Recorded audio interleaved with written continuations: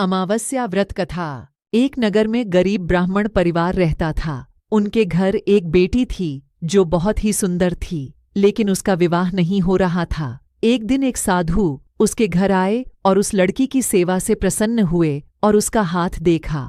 उन्होंने बताया कि उसके हाथ में विवाह रेखा नहीं है। साधु ने बताया कि एक गांव में सोना धोबन है।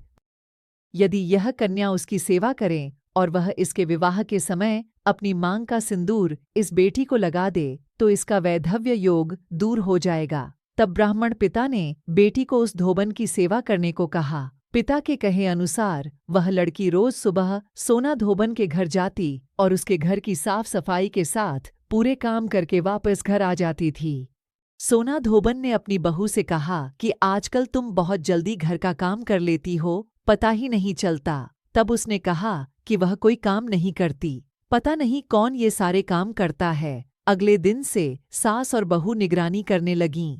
काफी दिनों बाद सोना धोबन ने उस कन्या को पकड़ लिया और उससे पूछा कि तुम इतने दिनों से मेरे यहाँ ये सब काम क्यों करती हो।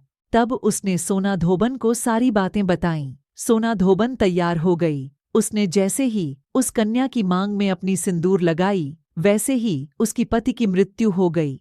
वह काफी दिनों से बीमार था। ब्राह्मण परिवार के घर से लौटते समय सोना धोबन ने रास्ते में पीपल के पेड़ को 108 ईंट के टुकड़ों की भंवरी दी और 108 बार परिक्रमा की। उसके बाद पानी पिया। उस दिन वह सुबह से निराहार और बिना जल पिए थी। पीपल की परिक्रमा करते ही उसका पति जीवित हो गया। उस दिन सोमवती अमावस्या थी। धार्मिक मान्यताओं के अनुसार जो महिला सोमवती अमावस्या से भंवरी देने की परंपरा शुरू करती है और हर अमावस्या को भंवरी देती है, उसके सुख और